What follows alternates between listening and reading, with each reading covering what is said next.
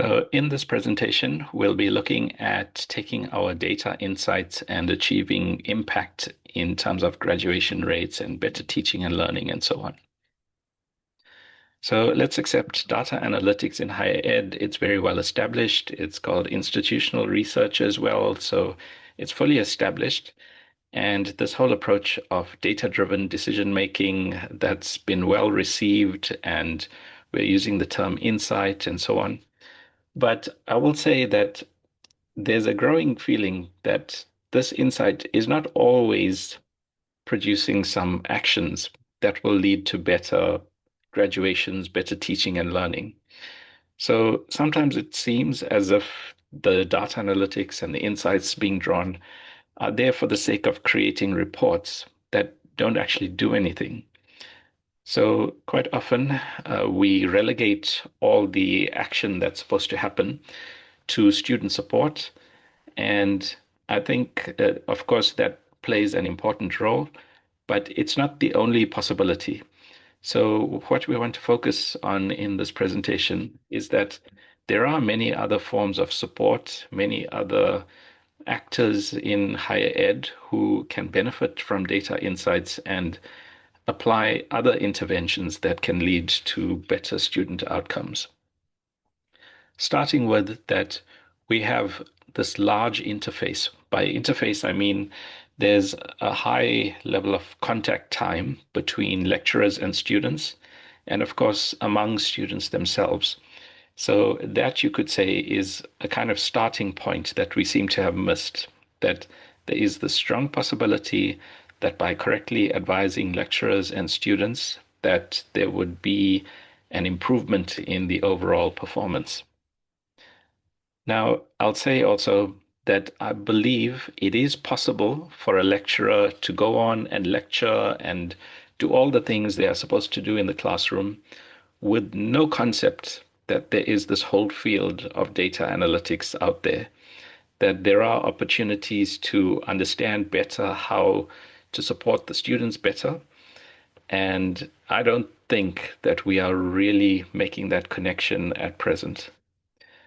I think also in this field of data analytics and institutional research, there is a strong focus on at-risk advising and, as the new terms say, high priority students and so on, which is something that even I participate in, but still, this whole approach is promoting a reactive response rather than being proactive and preventative.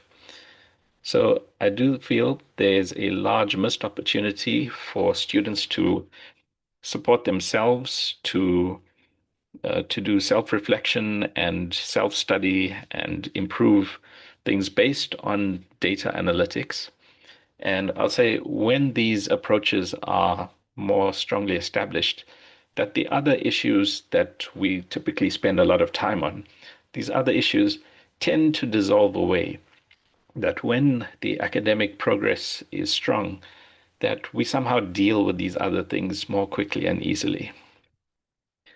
I feel also that academic advising is considered too specific to be centralized or to be engaged with. And we'll try and challenge that a bit as we go in this presentation. Now, in terms of creating a point of application, so if you've derived some insights from your data analytics, how do you apply that? So there's a tendency to provide whole institution metrics. So you look at the whole institution, what's your overall graduation rate? What are your 10 underperforming courses and things like that? And one has to question who is ever going to do anything with any of that? It's not the case if you report the top 10 underperforming courses at the university. Those 10 lecturers are not even going to know that there was such a report. So I think there's a missed opportunity to connecting that information with the people that can make some difference there. So in this last point, it's mentioning the high impact needs a layered approach where you are delivering the insights to the people who can apply interventions. So for instance, yes, you can collect whole institution metrics, but then that applies at the executive level, and their action should be to provide the resources to the faculties. So at the whole institution level, you pick up in this faculty, we have an unusually low number of students graduating in minimum time. So let's direct more teaching and learning resources to this area, or fund that there is more curriculum revision work going on there. Then, once that's known, once the faculty has been supported in this way, within the faculty, we can derive our insights there, and then that will translate to how does the faculty support its academic programs better. So, which academic programs show the lowest rate of, for example, credit accumulation? So, what can be done to improve the performance there? And then once you've translated that support from the faculty to the program, at the program level, what are the underperforming courses or modules, as they say today? So, which modules are showing unusually low pass rates? Which ones have high numbers of at-risk students, and so on? So, how do you direct resources to the courses? How do you support the lecturers and the students in those classes? So, at the class level, the lecturer can receive insight about which students in particular are underperforming and may need more resources, which topics in particular seem to be less well understood, and so where might my extra time go into teaching a certain aspect with more resource or time and so on. And then at the student level, for the student to receive advising about their specific situation, which classes are they doing especially well in? Which classes do they need to spend more time on? Which topics do they seem to be struggling with?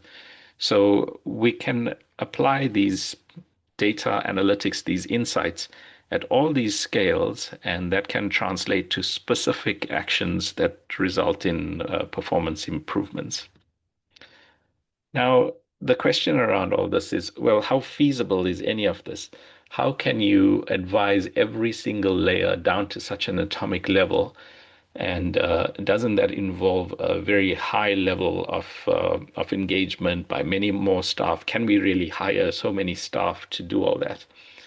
Well, if we take an approach more based on automated advising, so that's of course one of my primary areas of interest. So, can we mine the data from our academic records? Can we mine that, understand where underperformance is, and then can we use that to trigger the available interventions or supports? So that is exactly what we do, and that is the approach that we are trying to promote. That yes, it is a layered approach. We do want to look at every layer and how that layer supports the next layer. And of course, we do want to support the next layer. It's not about pointing fingers and saying, hey, why have you not improved things by now? It's more about what kind of support can this layer provide the next layer so that we get an overall improvement. And of course, to say that this does take commitment. To have all this working requires a good level of coordination. And of course, automation can support that, but it also does require that the staff and students understand that this is the approach, that all are committed to it. So sometimes you do see large improvements quickly, but sometimes it's incremental. Sometimes it's 5%, 10% improvement year on year. But if there's that level of commitment, then you do see significant gains in improvement over time. So let's talk about some principles of applying such interventions. So first off, we don't want to work on interventions that rely on absolutes, or rather, we don't rely on absolute values of anything. Quite often, the data is relative. We want to look at how does this performance compare with other performance. So for example, if we are trying to advise students who are underperforming in our classes, we can't set an absolute number like 60%, all students less than 60% need to be advised. Instead, we want to base it on the relative performance. So, what's the number of standard deviations below the mean? So, which students are performing more than one standard deviation below the mean? Those are the students we can identify. So it does take more effort. So we want to be able to identify those students based on relative values rather than simple absolute values. That gives us a much better estimate of who needs that support. And then, of course, automation can play a role there. So if you have a system that's able to just generate that for you, that supports that. But of course, in general, that is an improved approach. These absolute value style approaches don't often give us a very good insight. Then going further, another principle is how to broker information. So how do we present the information to the layer of interest? So here's an example where we are looking at the student layer, and we are simply providing the student with their data about their performance in the courses in the current semester. So, of course, you can just provide a table of these values, and most of the time that's what we do. But there's an alternate to doing that. So, if you look at the way this data is presented, it's providing that information to the student that, yes, these are the courses you are registered for. But if you look under where the student name is listed, which is anonymized there, so under that, it's saying to the student, you are currently going to graduate with a third class of degree if you keep going like this. So it's saying you will graduate, but with a third class degree. Did you know with just a fraction of a percent improvement, you could graduate with a second class degree instead?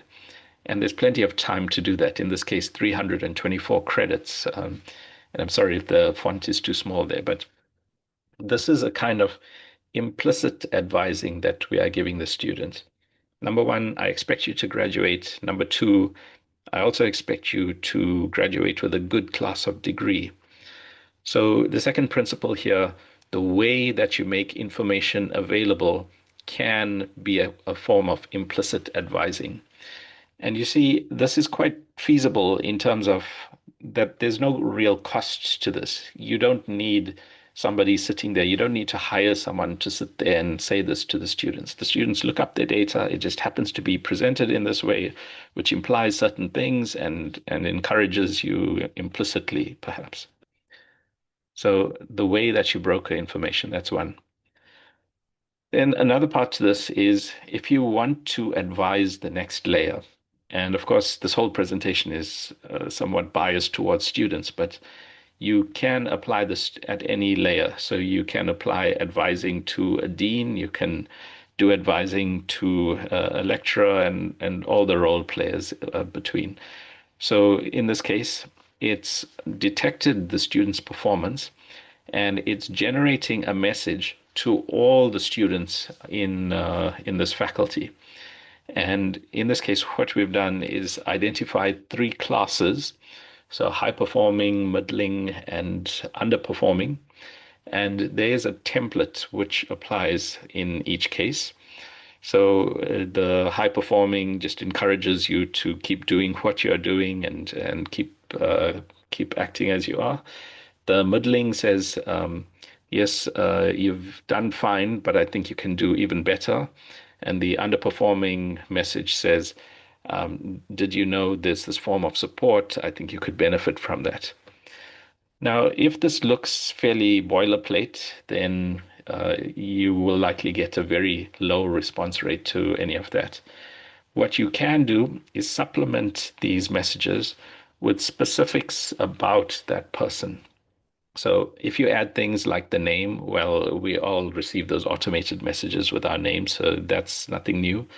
But when you start including also the results and saying, I think you can do better, even though you got this percentage in this class, I still think a more realistic percentage for you is higher than this. So if you start giving such specific information, then people sit up and take notice of your message. So automated messaging that's been highly customized that really gets people's attention. And that's our observation again and again in Autoscholar. People really pay attention to these customized messages. There's also the possibility of integrating your points, badges, and leaderboards. So you can assign virtual badges to students and staff for doing certain things. So, for instance, if you've been highly rated consistently in your class evaluations, or even if you've just done your class evaluations on time, there's a badge for that. There's a leaderboard where it tells you, it doesn't try and tell you you are at the bottom of this leaderboard. It tells you if you scored just a little bit better, you would be so many places higher. So all these are ways to motivate people to do what they are supposed to do with better motivation.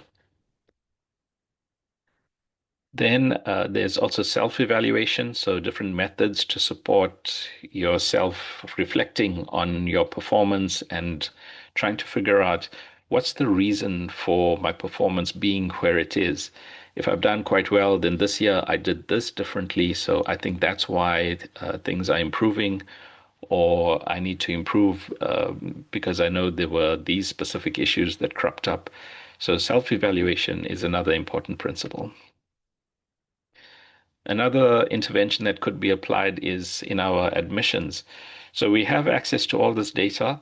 I don't think we are using it to create models that tell us that we need to inform our admissions criteria. So those admissions criteria seem pretty set in stone, and they don't seem to be informed by the correlations as much.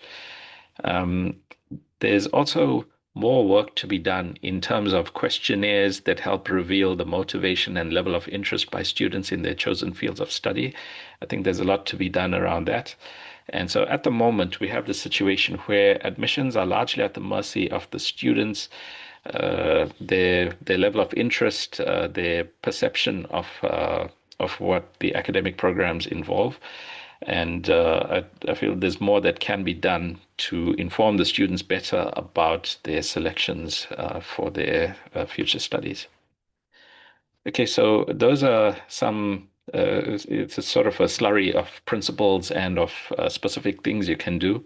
There are other things I'm not mentioning, like timetabling and so on. I know at this conference there are other people that will talk to that in the context of Autoscholar. So I'll focus here on the teaching content. So when we said earlier that it's possibly the case that all the interventions have been left to student support, and that may be because that then focuses on meta things which can be centralized. So issues with student housing and things like that. And we perhaps shied away from the academic side because it was too context heavy. What we're looking at here is it not possible to create teaching content quickly and easily which integrates with the data analytics? So the first support towards this is that today we have this incredible ecosystem of Web 3.0 style objects that we can give students quick access to. We can create large amounts of content, and you can see on the left there the list of the types of things: animated simulations, LaTeX documents, which means you can render equations better.